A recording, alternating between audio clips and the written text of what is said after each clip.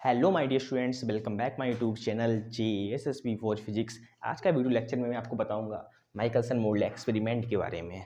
जैसा कि आपको पता है, माइकलसन मोरले एक्सपेरिमेंट एक इम्पॉर्टेंट टॉपिक है। बीटेक फर्स्ट ईयर की फिजिक्स का पहला ही डेरिवेशन है और वो भी इम्पॉर्टेंट है। हमारी यूनिवर्सिटी एग्जाम में पूछा भी जाता है और पूछा भी जाएगा क्योंकि इसका वेटेज थोड़ा हाई है। ठीक है, तो स्टार्ट करते हैं आज का lecture. Michelson Morley experiment. Michelson Morley experiment 1887 में परफॉर्म हुआ था माइकलसन एंड मोरले के द्वारा।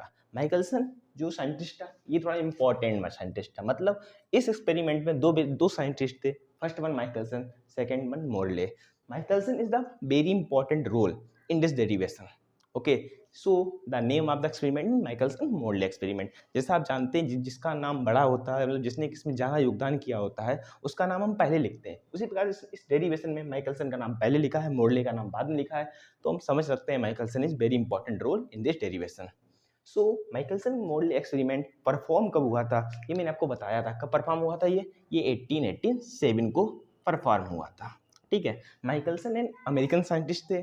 सर्वप्रथम इन्हें फिजिक्स के क्षेत्र में नोबेल पुरस्कार भी मिल चुका है। ठीक है, किसी भी एक्सपेरिमेंट को पढ़ने से पहले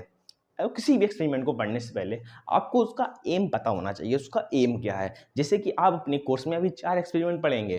पहला पढ़ेंगे आप न्यूटन्स रिंग वाला पढ़ेंगे, कैरी फोस्टर पढ़ेंगे, पी इंजेक्शन डायोड पढ़ेंगे और स्टीफन्स लॉ पढ़ेंगे। ये आप 4 एक्सपेरिमेंट पढ़ेंगे।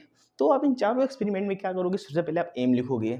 एम के बाद क्या लिखोगे? उसका प्रोसीजर लिखोगे, उसका फिगर बनाओगे, उसका थ्योरी लिखोगे, उसका डेरिवेशन लिखोगे और उसका कंक्लूजन लिखोगे। भाई मुझे इसमें भी करना पड़ेगा। इसमें क्या है? सबसे पहले मैं एम पता करना चाहिए। ये एम 2 नंबर में पूछा भी जा चुका है यूनिवर्सिटी एग्जाम में। ठीक है, तो इसका इंपॉर्टेंस बहुत ज़्यादा है।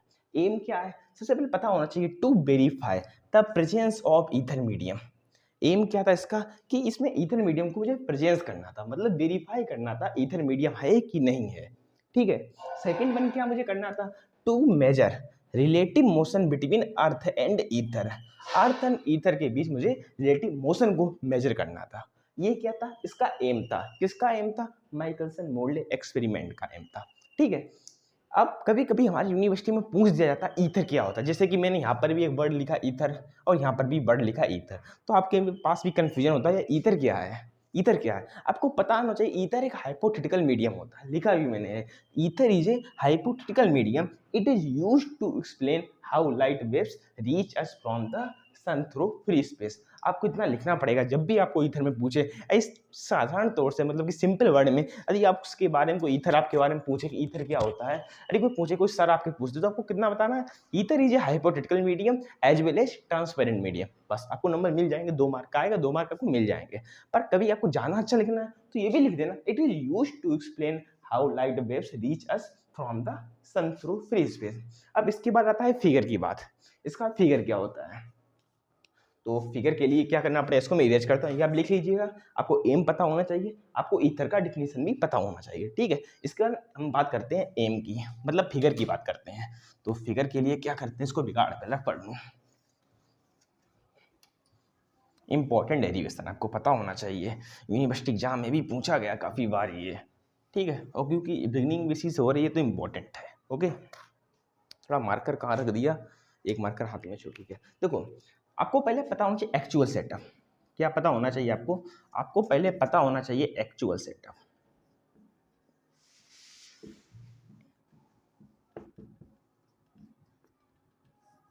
एक्चुअल सेटअप क्या था, फिर मैं बताऊंगा इसका रिलेटिविटी में क्या सेटअप था। मीन्स 2 फिगर बनेंगे। पहला फिगर जो इनका एक्चुअल में, रियल में जो था, रियल में क्या था? इनका मोनोक्रोमेटिक लाइट सोर्स था। ये कोई लाइट सोर्स होगा, मोनोक्रोमेटिक लाइट सोर्स। ये मोनोक्रोमेटिक लाइट सोर्स है, ये लाइट। ठीक है, यहाँ पर एक लेंस था। लेंस क्या करता था? इन लाइट रोज को ट्रांसमिटेड करता था। यहाँ पर क्या होता था? सेमी सिल्वर्ड ग्लास प्लेट होती थी। ये किसकी प्लेट होती थी? सेमी सिल्वर्ड ग्लास प्लेट, मतलब जीसे से रिप्रेजेंट कर दे रहा हूँ मैं। ठीक है, सेमी सिल्वर्ड ग्लास प्लेट होती थी जो क्या करती थी? ग्लास को ट्रांसमिट भी करती थी, ग्लास को रिफ्लेक्ट भी करती थी। यहाँ पर मैं मिरर मान लेता हूँ, यहाँ पर मिरर मैंने M1 मान लिया, ये M1 मिरर करता है, ये M2 मैंने मान लिया। मीन्स ये M1 था, इसको रिफ्लेक्ट कर रही है, ट्रांसमिट कर रही है। अब आपका क्वेश्चन आता है वो सेमी सिल्वर्ड ग्लास प्लेट क्या होती है, या फिर जो ग्लास प्लेट अब सेमी सिल्वर्ड ही क्यों ली गई? ये आपका क्वेश्चन नॉर्मली बनेगा। तो वो सेमी सिल्वर्ड ग्लास प्लेट क्या होती है? फर्स्ट वन हमें लिख देता हूँ बस, semi silvered glass plate. Semi आप चिंता मत करना, हमारे पूरे नोट्स आपको, ये पूरा डेरिवेशन है उसका पूरा नोट्स आपको टेलीग्राम में मिल जाएगा, उसका लिंक मैं डिस्क्रिप्शन में डाल दूंगा। तो नोट्स तो आपको बेकारा मिल जाएंगे, आप समझ लीजिएगा, मैं वैसे समझा भी दूंगा, आप इससे भी नोट्स बना सकते हैं, ठीक है। तो सेमी सिल्वर्ड ग्लास प्लेट क्या होती है? सेमी सिल्वर्ड ग्लास प्लेट, ठीक है। फर्स्ट वन, ये क्या था? Monochromatic light source. ये क्या थी? मोनोक्रोमेटिक लाइट सोर्स, ठीक है। ये था मोनोक्रोमेटिक लाइट सोर्स, ये थी सेमी सिल्वर्ड ग्लास प्लेट। अब याद कर लो, एग्जाम में भी, इंटरव्यू में भी, आप किसी भी जगह पूछ सकता है, नॉर्मली क्वेश्चन है फिजिक्स के क्षेत्र में, किसी भी फिजिक्स की फील्ड में आप किसी भी जगह जाएंगे या किसी भी इंटरव्यू में जाएंगे, पूछ सकता है सेमी सिल्वर्ड ग्लास प्लेट क्या होती है। याद रखना, दो बात याद रखना। फर्स्ट बात क्या है कि वो प्लेट जो लाइट को ट्रांसमिट भी करती हो, इट इज वो प्लेट जो लाइट को ट्रांसमिट भी करती हो और लाइट को रिफ्लेक्ट भी करती हो, that is called semi silvered glass plate. Simple definition आपको याद हो गया होगा, ठीक है। ये इनका फिनोमेना, ये लाइट को रिफ्लेक्ट भी कर रहा था, ये लाइट को ट्रांसमिट भी कर रहा था। और यहाँ पर खुद माइकलसन का अपना माइकलसन इंटरफेरोमीटर नाम का उनका खुद अपना इंस्ट्रूमेंट था। मींस ये जो इंस्ट्रूमेंट था यहाँ पर, ये क्या था? Michelson interferometer.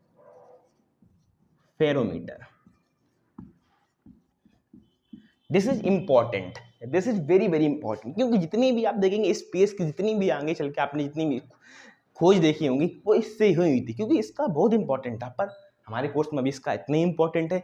इससे क्या होता था, ये माइकलसन इंटरफेरोमीटर खुद माइकलसन का बनाया गया इंस्ट्रूमेंट था, जो क्या कर रहा था, यहाँ से डिटेक्ट कर रहा था लाइट वेव को। ये यहाँ से क्या कर रहा था, ये यहाँ से फ्रिंजेस को देख रहा था, फ्रिंजेस कि फ्रिंजेस में क्या चेंजमेंट हो रहा है, क्या फ्रिंज में चेंजमेंट हुआ। पर माइकलसन देख रहा था यहाँ पर इस इंस्ट्रूमेंट की वजह से कि फ्रिंजेस में कोई चेंजमेंट नहीं हो रहा है, फ्रिंजेस में कोई चेंजमेंट नहीं हो रहा है। वो कौन देख रहा था? माइकलसन अपने खुद के इंस्ट्रूमेंट से, उसका नाम था माइकलसन इंटरफेरोमीटर। ओके, तो माइकलसन ने सोचा, ये तो उसका एक्चुअल सेटअप था, गेट इज एक्चुअल सेटअप, इसी को वो रिलेटिविटी के केस में कराएगा।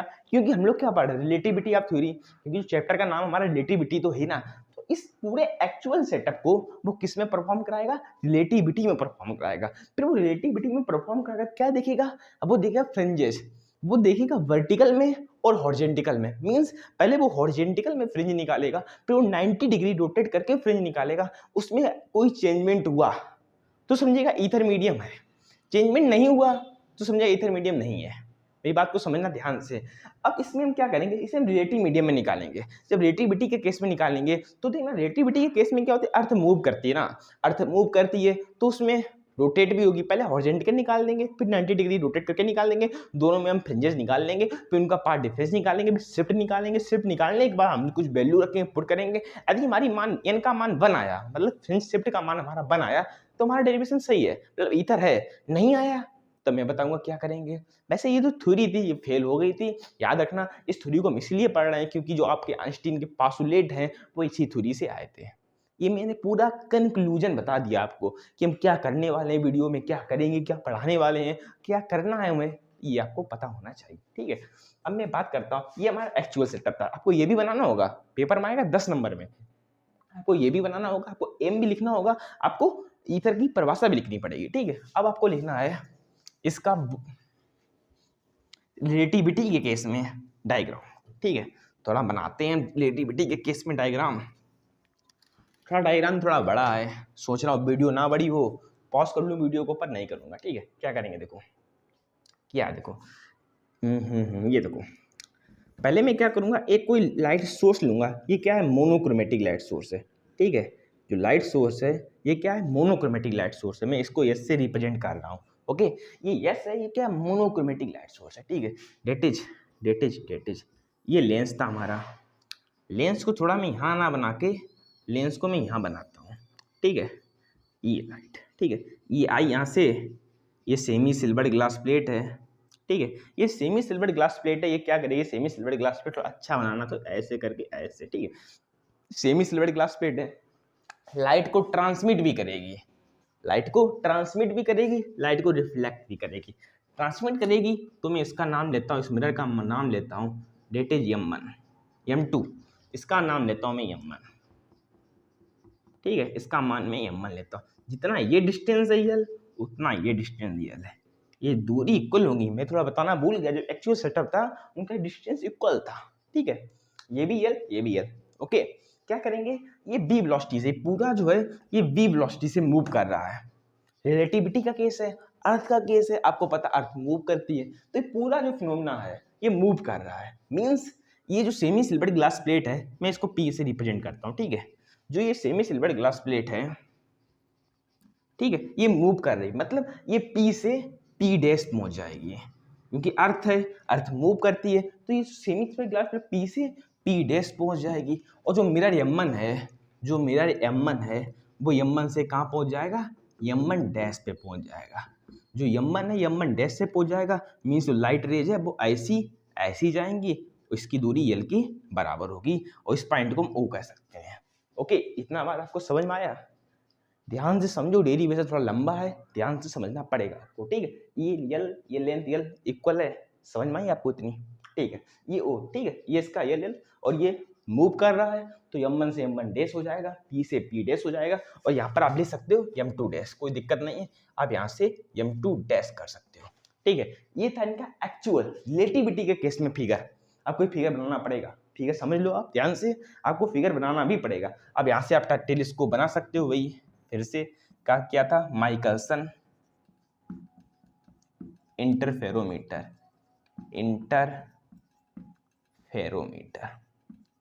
ओके, कोई दिक्कत, कोई परेशानी, कोई समस्या, कोई प्रॉब्लम नहीं होगी, ठीक है। ये पूरा फिगर था। अब मैं क्या करूंगा, मैं देखो फ्रेंडशिप निकालूंगा, मीन्स मैं इतना फिनोमिना उठा लूंगा, इतने को मैं, मार्कर नहीं मेरे पास ब्लू वाला यार, साला 2 मार्कर लाया था, एक मार्कर खो गया, चलो कोई बात नहीं, ठीक है। मैं इतना जो फिनोमिना है इसको बाहर निकाल लूंगा। इस फिनोमिना जैसे निकाल के दिखाता हूँ मैं यहाँ पर आपको, इसको मैं बिगाड़ रहा हूँ, ठीक। इतना फिगर बना लिया आपने, इंपॉर्टेंट है, बना लेना, ठीक। इसको आएगा भी पेपर में और बनाना भी पड़ेगा इसको आपको, ठीक है। थोड़ा मैं इसको रब कर रहा हूँ, जो इंपॉर्टेंट है उसको बना रहा हूँ, उससे मैं टाइम निकालूंगा, T1 T2, फिर मैं टाइम डिफरेंस निकालूंगा, टाइम डिफरेंस के बाद मैं डिस्टेंस निकालनी पड़ेगी, उसके बाद मुझे पाथ डिफरेंस निकालना पड़ेगा, फिर मुझे शिफ्ट निकालनी पड़ेगी, उसी को मैं 90 डिग्री पर रोटेट करूंगा। इतना बड़ा डेरिवेशन है, तो धैर्य रखिएगा, पेशेंस रखिएगा और सॉल्व करते हैं इसको, ठीक है। क्या करेंगे, जो फिगर इंपॉर्टेंट फिगर था, मीन्स ये यहाँ से एक यहाँ पर P डैश गया था, ठीक है, ये P मान लिया मैंने, सेमी सिल्वर ग्लास प्लेट थी ना, ये P डैश, ठीक है। ये मिरर होगा हमारा, ये जो मिरर था क्या नाम था इसका, M1 डैश, याद रखना, M1 डैश P डैश, ठीक है। ये थोड़ा मैंने आपको बताया ही था पहले, इसको O, ये लेंथ L होगी, क्योंकि ये लेंथ इसके पैरेलल थी, ये भी L तो ये भी L होगी, ठीक है। मैंने क्या कहा था, ये पूरा ऑपरेटस v वेलोसिटी से घूम रहा है। सपोज मुझे लिखना पड़ेगा, क्या लिखना पड़ेगा, लेट टाइम टेकन, जो टाइम है वो टेकन कितना है, T1 बाय ट्रेवलिंग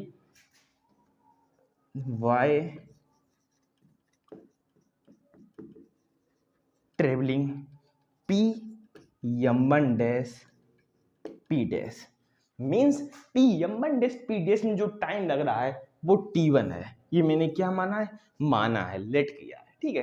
तो क्या लिखना पड़ेगा मुझे, यहाँ पर मैं पाइथागोरस, तो देखो ये b वेलोसिटी से घूम रहा है, टाइम कितना है T1, तो ये पूरा डिस्टेंस क्या होगा, BT1, ये पूरा डिस्टेंस क्या होगा, BT1। क्यों BT1 होगा, क्वेश्चन पूछा था, BT1 क्यों होता, पूछा नहीं जाता, आपके मन में क्वेश्चन आया होगा, b वेलोसिटी से मूव कर रहा, टाइम कितना होगा BT1, डिस्टेंस क्या होता है, वेलोसिटी इनटू टाइम, डिस्टेंस क्या होती है, वेलोसिटी इनटू टाइम, तो velocity multiply time, that is BT1।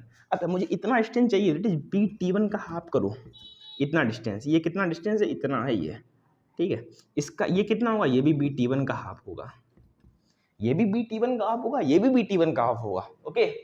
अब देखो मुझे निकालना क्या है, मैं पाइथागोरस प्रमेय लगाता हूँ, P M1 निकाल रहा हूँ, P M1 निकाल लूंगा, इसका दोगुना क्या है, P M1 P डैश है। कैसे निकालेंगे, आओ मैं बताता हूँ आपको, मैं थोड़ा यहाँ से निकालता हूँ, यहाँ आपको विजुअल है, दिखाई दे रहा होगा, यहाँ से मैं P M1 निकालूँ, P M1, ठीक है, P M1 क्या होगा, डेट इज L स्क्वायर में प्लस कितना होगा, BT1 का BT1/2 का स्क्वायर, और इसका भी स्क्वायर होगा, ठीक है।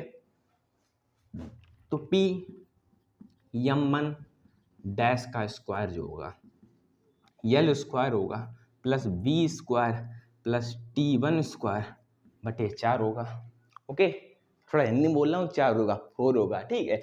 अब क्या करेंगे में हम पी यमन डैश निकालेंगे, तो ये अंडर रूड हो जाएगा, means l square plus v square t one square upon 4, ठीक है। कोई परेशानी, कोई समस्या कोई नहीं होगी, ठीक। पी यमन डैश कितना आया, यल स्क्वायर प्लस का b square t one square upon 4, ये पी यमन डैश आ गया, ठीक है। हमको कितना टाइम चाहिए, P M one dash P dash तक टाइम चाहिए, मीन्स हमको P M one dash P dash चाहिए। अब P M one dash P dash कैसे निकालेंगे, P M one dash P dash है वो क्या है, वो 2 गुना है, किसका 2 गुना है, पी यमन डैश का। ये चीज कोई दिक्कत, ये चीज दोनों बराबर है, मीन्स इस कंडीशन कोई दिक्कत है, दोनों इक्वल है, क्योंकि 2p यमन डैश का 2 गुना है 2p Yemen dash p dash. कोई दिक्कत नहीं, ठीक है। अब मैं क्या करता हूँ, इसमें P M one dash P dash का मान निकालना है, हम इसका मान निकाल चुके, इसका वैल्यू पुट करता हूँ, मीन्स यहाँ से मैं निकाल रहा हूँ पी यमन डैश, थोड़ा ऊपर लिख रहा हूँ, इसको बिगाड़ रहा हूँ, इसको रब कर रहा हूँ, ठीक है। इतना उम्मीद होगा समझ में आपको आ गया होगा, इसको रब कर रहा हूँ, नोट कर लिया होगा आपने, उम्मीद करता हूँ। नोट नहीं किया तो वीडियो को बैक करिएगा, पॉज करके नोट करिएगा, ठीक है।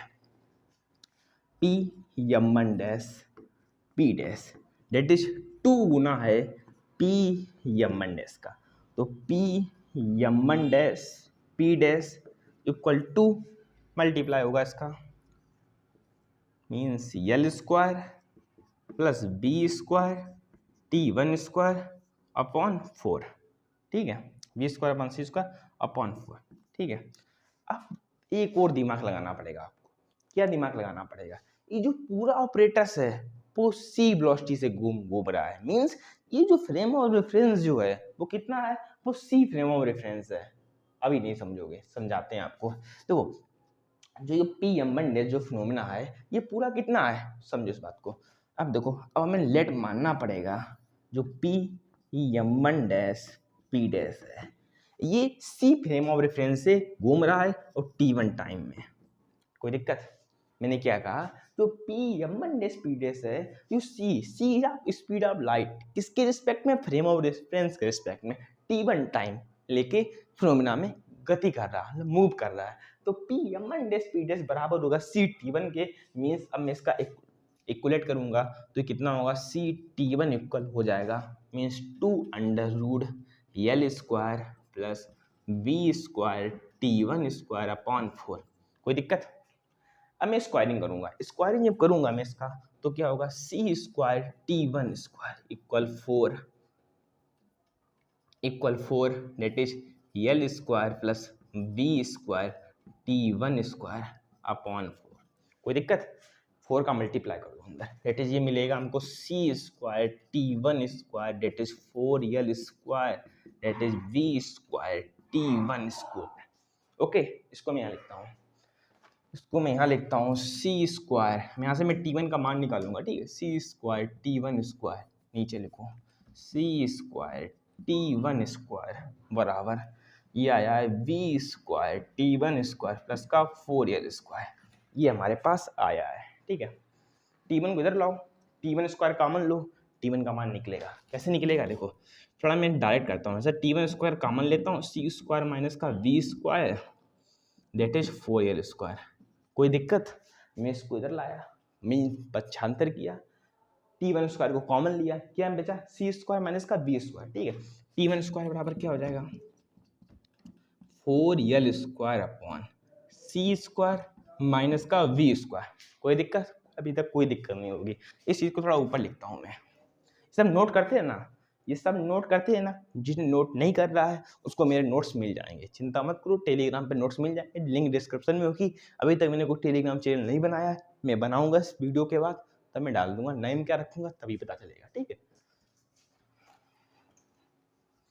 पर जब आप वीडियो ओपन करोगे तो आपको डिस्क्रिप्शन में लिंक मिल जाएगी, उसकी चिंता मत करना, ठीक है। थोड़ा इस गिर गया, इसको थोड़ा सेट करते हैं, ठीक है। अरे यार सेट हो जाए, ठीक है, आ जाओ। t1 स्क्वायर 4 यल स्क्वायर, ठीक, इसको मैं ऊपर लाता हूँ, मीन्स t1 स्क्वायर बराबर 4 यल स्क्वायर अपॉन सी स्क्वायर माइनस का वी स्क्वायर। कोई दिक्कत? मैं क्या करता हूँ, सी स्क्वायर को कॉमन लेता हूँ, that is t one square 4l square upon C square को कॉमन लेता हूँ तो 1 माइनस का बी स्क्वायर अपॉन सी स्क्वायर। ठीक है, कोई दिक्कत? कोई दिक्कत नहीं। टी वन निकालता हूँ, टी वन क्या होगा, that is 2l upon c 1 minus का वी स्क्वायर अपॉन सी स्क्वायर की पावर 1/2। यहाँ तक किसी को दिक्कत है कोई तो बताइए? कोई परेशानी नहीं होगी, ना कोई दिक्कत होगी, ठीक है, कोई प्रॉब्लम नहीं होगी, ठीक है। सिंपल डेरिवेशन मैथ है यार, मैथ लगा रहा हूँ ना, physics is the part of math, important है, ठीक है। यहाँ से बाइनोमियल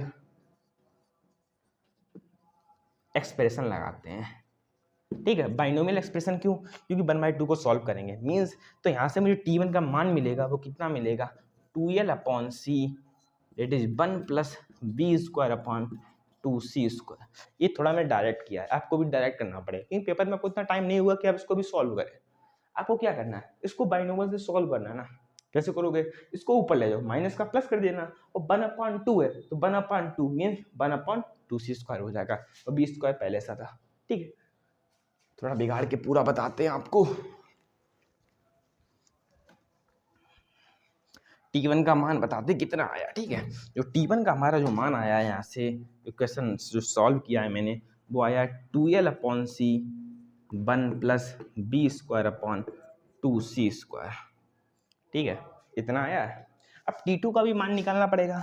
T2 का मान निकालने के लिए आपको डायरेक्ट बताता हूँ कैसे निकालना है। T2 का मान निकालना है, कैसे निकालो, आप करो l upon c plus b, plus है तो प्लस कर दो l upon c minus B.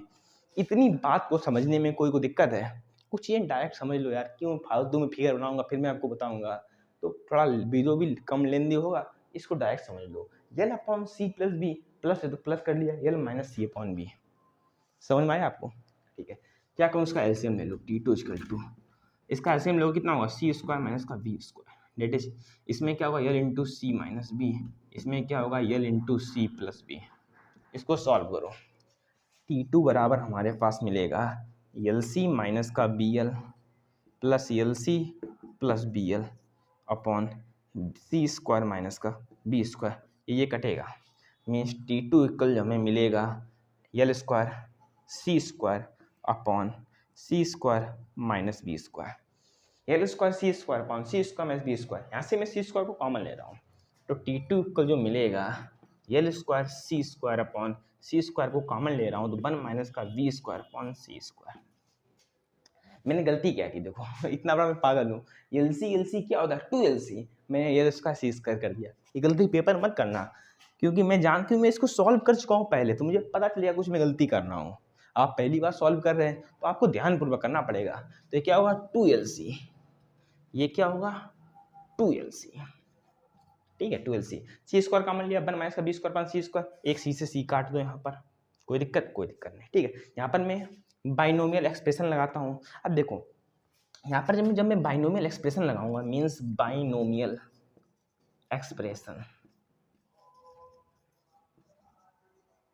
ठीक है, जब मैं बाइनोमियल एक्सप्रेशन निकालूंगा तब मैं T2 का मान निकालूंगा।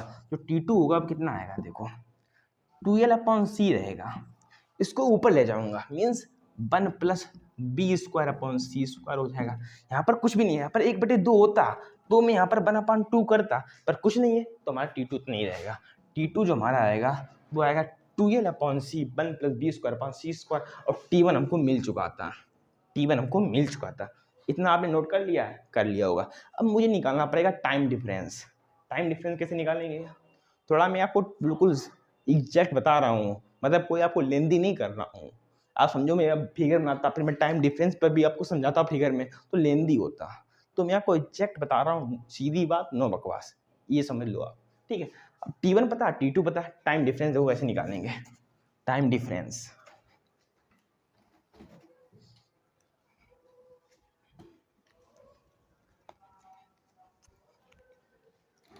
चिंता ना करो, हमको T1 T2 का वैल्यू याद है, मैंने बिगाड़ दिया उसका बात मत याद करो, ठीक है। T2 क्या होगा, time difference, it is time difference. T2 नहीं, डेल्टा टी क्या होगा, टाइम डिफरेंस, डेल्टा टी क्या होगा, टाइम डिफरेंस। क्या टाइम डिफरेंस होगा, T2 माइनस T1। T2 का मान निकाला था आपने 2L/C 1 plus b square upon सी स्क्वायर। T1 का मान निकाला था आपने 2L/C 1 plus b square upon 2C square. Okay, ये मान निकाले थे आपने। कॉमन लो, डेल्टा टी निकालना ना हमको, डेल्टा टी 2L/C कॉमन लो, कितना बचेगा 1 प्लस बी स्क्वायर अपॉन सी स्क्वायर माइनस का 1 माइनस का b square upon 2C square. काटो, 1 से 1/2 कटेगा, 1/2 बचेगा, तो 2L/C multiply 1/2 b square upon सी स्क्वायर। 2 से 2 काटो ये, ठीक है। कितना आया डेल्टा टी? जो डेल्टा टी हमारे पास आया है, मीन जो हमारे पास टाइम डिफरेंस आया है वो आया L B square upon C Q. कितना आया है? L B square upon C Q. इतना नोट कर लिया आपने? कोई दिक्कत था?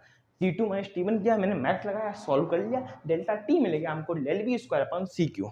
ओके, अब मुझे डिस्टेंस निकालनी पड़ेगी। डिस्टेंस क्या होती है? Time into velocity. डिस्टेंस क्या होती है? Time into velocity. यहाँ पर डिस्टेंस भी निकालता हूँ, नोट कर लिया होगा, बिगाड़ रहा हूँ उसको। देखो, डिस्टेंस निकालता हूँ मैं इसकी। डिस्टेंस जो होती है वो होती है टाइम मल्टीप्लाई वेलोसिटी, ठीक है। टाइम निकाल चुका हूँ मैं, निकाल चुका हूँ ना। कितना है? L V square upon C Q, that is velocity क्या है? सी। एक सी से सी कट जाएगा, मीन्स हमारे पास क्या आ जाएगा? मीन्स हमारे पास जो डिस्टेंस होगी वो आ जाएगी एल वी स्क्वायर अपॉन सी स्क्वायर। ये डिस्टेंस जो हमारी है वो एल वी स्क्वायर अपॉन सी स्क्वायर के फॉर्म में आ जाएगी। अब आपको जो डिस्टेंस है, याद रखना बात को, फिर से इंपॉर्टेंट बात कह रहा हूँ, जो डिस्टेंस है, यही डिस्टेंस हमारी पाथ डिफरेंस के बराबर होगी। मीन्स यहाँ से हम कह सकते हैं जो पाथ डिफरेंस है हमारे पास, जो पाथ डिफरेंस है हमारे पास वो कितना है? वो है एल वी स्क्वायर अपॉन सी स्क्वायर, ठीक है। अब देखो, मैंने आपको बताया भी था पहले। क्या बताया था मैंने आपको? कि इस एक्सपेरिमेंट को एक तो वो हॉरिजॉन्टली परफॉर्म करेगा, एक तो वर्टिकली परफॉर्म करेगा। मीन्स जब उसने क्या किया, किसने क्या किया? माइकलसन ने क्या किया? माइकलसन ने इसको जो एक्सपेरिमेंट पहले किया था वो हॉरिजॉन्टल किया था, उसको 90 डिग्री पर रोटेट करके किया, तो उसको यही फ्रिंज शिफ्ट मिली, मतलब एल वी स्क्वायर अपॉन सी स्क्वायर मिला, मतलब उसमें कोई चेंजमेंट उसको नहीं मिला। तो मैं कहना क्या चाहता हूँ, मैं आपसे ये कहना चाहता हूँ, हॉरिजॉन्टली इसको परफॉर्म किया गया, वर्टिकली इसको परफॉर्म किया गया, मीन्स 90 डिग्री इसको रोटेट करके परफॉर्म किया गया, उसमें कोई चेंज नहीं आया। मतलब पाथ डिफरेंस जब मैंने इसको 90 डिग्री पर रोटेट करके किया तब भी हमको ये मिला पाथ डिफरेंस। मीन्स इसे हम शिफ्ट भी कह सकते हैं, ठीक है, एल बी स्क्वायर अपॉन सी स्क्वायर, ठीक है। अब यहाँ से हम निकालेंगे टोटल शिफ्ट। यहाँ से हम क्या निकालेंगे? Total fringe shift. देखो, यहाँ से निकालेंगे टोटल फ्रिंज शिफ्ट। टोटल जो फ्रिंज शिफ्ट होगी वो कितना होगा? 2L बी स्क्वायर अपॉन सी स्क्वायर, ठीक है।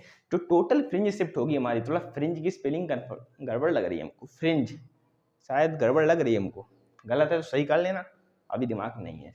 टोटल फ्रिंज शिफ्ट होगा वो 2L बी स्क्वायर अपॉन सी स्क्वायर, दोनों का ऐड हो जाएगा, और जो डिफरेंस होगा वो 0 होगा। कभी कभी डिफरेंस पूछ लेता है कि दोनों फ्रेंडशिप का डिफरेंस निकाल के दिखाइएगा, जो माइकलसन मॉडल ने किया था, तो 0 आएगा। इतना करके डिफरेंस कर देना, आपको वहीं पे प्रूव करना है। कभी कभी आपको फ्रेंडशिप पूछता है टोटल, तो आपको इतना करना है। इसके बाद क्या करना पड़ेगा? फ्रेंडशिप जो होता है वो एन लेमडा होता है। क्या होता है? N lambda. तो एन लेमडा बराबर 2L बी स्क्वायर अपॉन सी स्क्वायर। यहाँ से एन का मान निकालो, that is 2L b square upon C square lambda. कोई दिक्कत? ये हमारे पास क्या है? Shift, that is fringe shift. जो fringe shift number of fringe वो इतनी आई है 2L बी स्क्वायर अपॉन सी स्क्वायर लेमडा, ठीक है। थोड़ा इसको बिगाड़ के दोबारा लिखता हूँ ऊपर। मुझे पता था वीडियो लंबा जाएगा, क्योंकि डेरिवेशन छोटा जरूर नहीं यार, इंपॉर्टेंट डेरिवेशन 10 नंबर का डेरिवेशन है, हल्के में लियो क्या इसको? 10 नंबर में आता है, ये बता रहा हूँ मैं, पहले भी अभी भी कह रहा हूँ। एन बराबर कितना आता है? 2L बी स्क्वायर अपॉन सी स्क्वायर लेमडा, ठीक है।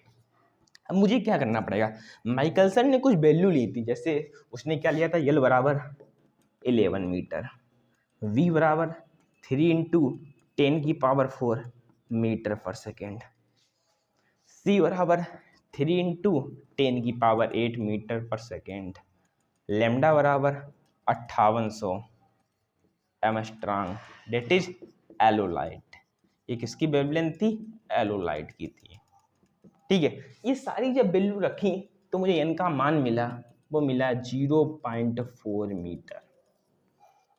मुझे इनका मान क्या मिला? 0.4 मीटर। कोई भी किताबों में 0.3 लिखा होता, कोई दिक्कत नहीं, 0.4 को मैं सही मानता हूँ। ठीक है, वो भी गलत नहीं, ये भी गलत नहीं। तो सारी जब वैल्यू रखी तो 0.4 मीटर मिला, जबकि मिलना कितना चाहिए था? 1 मीटर। मीन्स अब भी उसको लगा कि ईथर नाम का कोई है सबस्टेंस, क्योंकि उसका फ्रेंडशिप नहीं आया। देखो, ये जो चीज़ को मैंने प्रूव किया है ये एक्सपेरिमेंटली किया है, जबकि जबकि उसने प्रैक्टिकली जो किया था उसमें कोई फ्रेंडशिप नहीं मिली। मैंने आपको बताया था, उसने माइकलसन इंटरफेरोमीटर से वो देख रहा था तो उसको कोई फ्रेंडशिप नहीं मिली, जबकि एक्सपेरिमेंटली मिली उसको। तो उसने सोचा शायद जैसे कि जिस वो वातावरण में कर रहा हो, मतलब जिस वो सराउंडिंग में कर रहा हो, उसमें कुछ ना कुछ है। उसने ये सोचा, मीन्स उसे लगा यहाँ पर कोई ऐसा सब्सटेंस है जो एक कोई ट्रांसपेरेंट हो, मतलब उसे दिखाई नहीं दे रहा, ऐसा कोई सब्सटेंस है। तो उसने क्या किया? उसने इसी एक्सपेरिमेंट को अलग सिटी में किया। मीन्स मैं कन्नौज का हूँ, अब मैं करूँ बॉम्बे जाकर, मतलब पाकिस्तान में तो नहीं, बहुत बेकार बात है वो तो, बॉम्बे में जाकर करूँ इस एक्सपेरिमेंट को, या फिर मैं अमेरिका में जाकर इस एक्सपेरिमेंट को करूँ, तो उसका वैल्यू में कुछ चेंज आना चाहिए।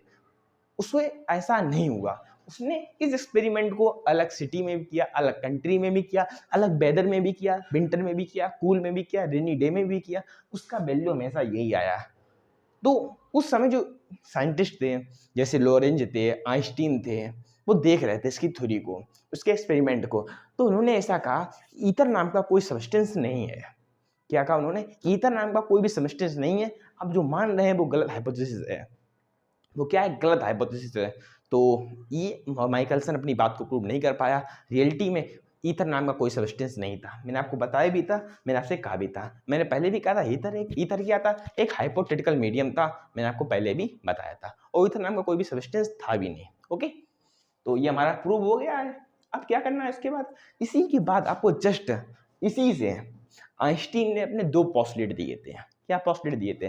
पोस्टुलेट एक दिया था वो प्रिंसिपल ऑफ इक्विवेलेंस का था, मतलब जितने भी लॉ हैं वो सब फ्रेम ऑफ रेफरेंस के, that is initial frame of reference पे लागू होते हैं। और सेकंड दिया था इस लाइट ऑफ स्पीड, मतलब कांस्टेंट लाइट ऑफ स्पीड। ये लाइट की स्पीड अब 3 × 10⁸ मीटर पर सेकंड होती है।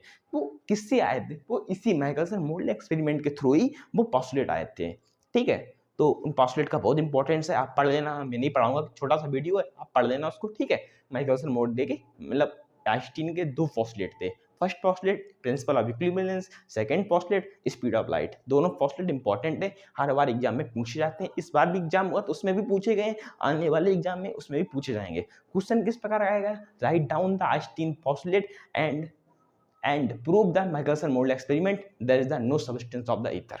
ओके, उम्मीद करता हूँ आपको ये लेक्चर अच्छा लगा होगा। यदि आपको वीडियो अच्छा लगा हो तो चैनल को सब्सक्राइब करना है, वीडियो को लाइक करना है और वीडियो को शेयर करना है। तो आज के लिए इतना ही, तब तक के लिए ओके बाय।